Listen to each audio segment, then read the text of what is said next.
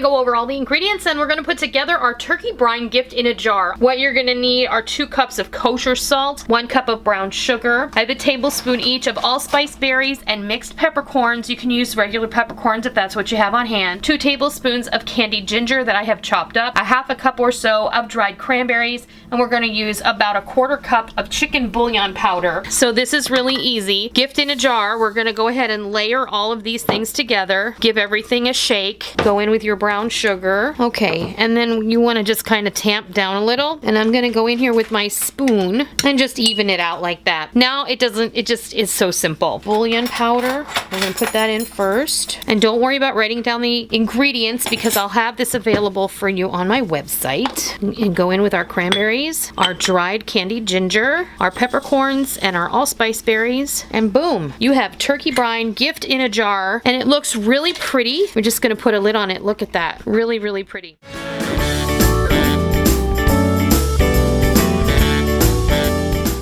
I have brined turkey for a long time. We love it.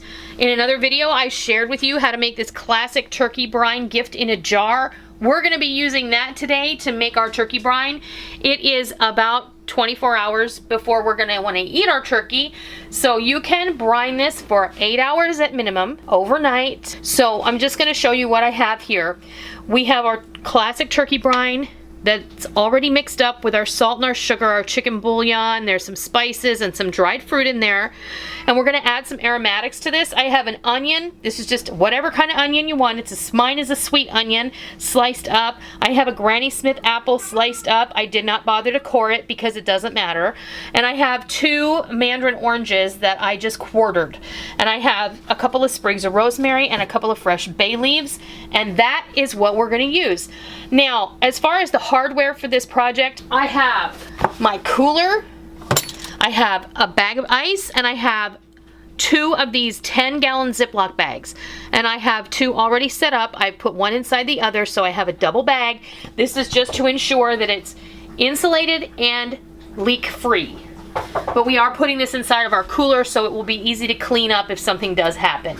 It's cold here where I live now, so we're gonna just be able to put this cooler right outside in our carport or on our deck overnight, and it's gonna be perfect until we need it tomorrow when we roast our turkey. We do have a big bag of ice. Is that like a 10-pound bag of ice? Whatever came from the grocery store, and we have our turkey. This is a 19-pound turkey. This is one thing I always do, and you've seen me do this before. Take this pop-up timer out because this does not measure the temperature of your bird properly, and you'll do that with a meat thermometer later on. And there are lots of different ways. You'll see lots of different people doing this, but the way I do it, I have very hot tap water right from my tap, and all I'm gonna do, so all that's in here is kosher salt, brown sugar, chicken bouillon powder. You can also use vegetable bouillon powder, or you can leave that out if you want, and then you can use chicken or vegetable stock when you make your brine. And it's also got some peppercorns, some allspice berries, and some dried cranberries, and some candied ginger. And what I want to do is just stir this until it dissolves in that very hot tap water, and then we're going to hit it with some cold water. And then we're gonna take all this stuff over to the cooler and we're gonna fix up our turkey brine and we're gonna let it take a nice briny nap overnight until we're ready to roast it. Okay, our salt and sugar is all dissolved, and what we're gonna do now is we're gonna add, so that was a 1/2 gallon of hot water. This is a 1/2 gallon of cold water because you don't wanna put hot on that frozen turkey, okay? Hot water was only to dissolve the sugar and the salt. Now, at this point, if you want to make this ahead of time, you can do that. You can put it in your fridge. You can let this cool completely before you put it on the turkey. We're going to be icing this immediately, so I'm not going to bother to do that. We'll come down here. I have my turkey in the double bag inside of my cooler. So now we're going to go ahead and put our aromatics in. You don't have to be particular about this. Just get them in there. And what I like to do with my herbs is just give them a crush to start releasing some of those oils that they have in there. Now we're going to take our brine. Get all that goodness in there. All of it. You want it all in there. And then we're going to grab our bag of ice, and in it goes. What you want to make sure is we're going to want to flip this bird over so it's breast side down, just like that. And on the inside bag, I'm just gonna kind of get as much air out of there as possible, and I'm gonna zip it shut. And then we'll take this bag and we will do the same. Done. Now this is gonna go outside and take a nice cool nap until we're ready to roast it. And that's it. That's how you brine a turkey.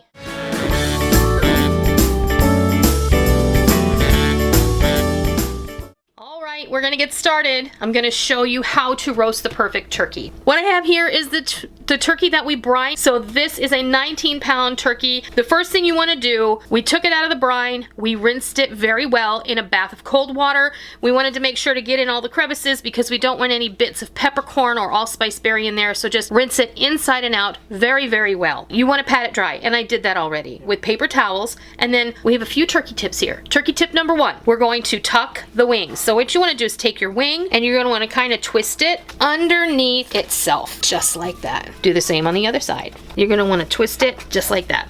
This is going to help everything kind of tuck in and be a lot more even for cooking. All right, this cavity back here kind of gets a little floppy. We have a way to fix that. Take an apple, just take a fork and poke some holes in it and shove it in the boot. This is going to kind of help even cooking as well. You don't have to do anything.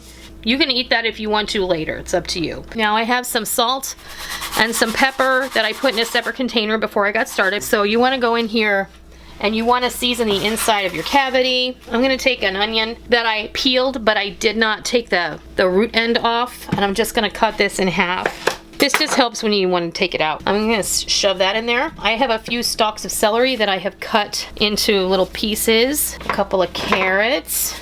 I always cut up more than I'm probably gonna need. We can stick them in the bottom and the aromatics will lend themselves to the roasting process. And then I have some fresh parsley, bay leaves, a sprig of sage, a sprig of thyme or 2, and a sprig of rosemary. These are my preferred herbs for roasting a turkey. You don't have to get fancy, you just need to shove them in there. And I never stuff my turkey like with stuffing. I almost forgot, I have celery tops with the celery leaves, and I'm gonna put those in there too because those are really like an herb to me. I have 2 sticks of butter that I have had softening, and now we're gonna get down to business. I like to put butter underneath the skin on the breast. So what you want to do is lift up the skin and just take your fingers. Now I'm wearing a glove and I do recommend you do that. Just get under here and you're going to separate. There's a little membrane that holds the skin onto the meat, and you're going to want to break that. But the one thing I will say, there's a little piece that's holding it, like right here, you can see it. You see that? Don't separate that. Just separate on each side of the breast. Okay, now I want you to take some of this butter. So you see how I've got some back there where my hand doesn't slide all the way back? You can just force it back there. And once this is in the oven for a little while, it's all gonna melt anyway, and it's gonna really, really help to moisten the turkey, and it's gonna distribute very nicely. And you can just kind of press it in there and it's all gonna be fine. Don't worry about it. So just get it in there and kind of press it with the palm of your hand. Now just take the rest of this butter and massage it in your turkey all over. Just give it a good rub down. Got our turkey all buttered up just as evenly as possible. Look, it doesn't have to be pretty and it doesn't have to be perfect. You know, don't worry yourself about things like that because this turkey is going to take care of itself as long as you do all the right stuff up front. I'm going to just put some more salt and pepper around the outside, and we're going to season this up liberally. There were about 2 tablespoons each of salt and pepper in there. I have about 3 cups of water I'm gonna pour in the bottom of this roasting pan. My oven is preheated to 450 degrees. I'm going to roast this turkey for 30 minutes at 450 degrees, and then I'm going to reduce the heat to 350 degrees, and I am going to continue to cook the turkey until a meat thermometer inserted in the thickest part of the thigh reads 160 degrees. Now this turkey is 19 pounds and it's probably going to take about 2.5 to 3 hours to roast. Now I will probably add more liquid to this during the roasting process at least a couple of times. That's my preference. So into the oven this goes for 30 minutes at 450 degrees. Okay, our timer went off. I just wanted to show you guys what it looked like. Putting it in the oven for a half an hour at 450 degrees really sets the skin and gives it a nice brown. So now what we're gonna do is we're gonna just keep it in the oven, reduce the temperature to 350, and continue roasting until it's all good and done. Our turkey is all finished. I opened the oven just a few minutes ago and I took the temperature in both the thickest part of the thigh without touching the bone, as well as the breast without touching the bone. Very important you don't touch the bone. It is perfectly done. Now what we're gonna do, cover it with foil and let it rest here for about a half an hour while we prepare the rest of our meal, and our turkey is ready. If you don't like it that dark, then you don't have to leave it in the oven quite as long as I did. It's not a problem. But the meat on this turkey is going to be succulent and delicious, and we'll bring you back in just a few minutes and we'll show you what it looks like. I'm very excited about it. I've never had a turkey come out bad making it this way, and I know that you're gonna love it when you give it a try. So when this is all ready to go, we will bring you back and we'll show you what it looks like, and we'll give it a taste.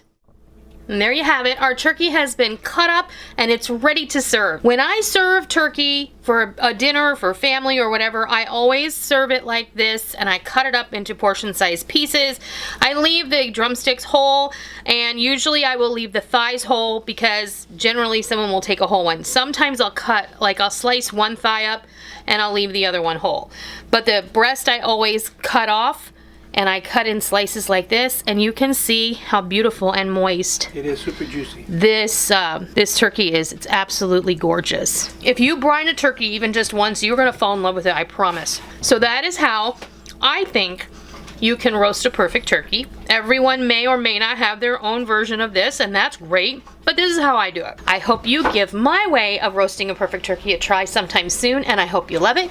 And until next time, happy holidays.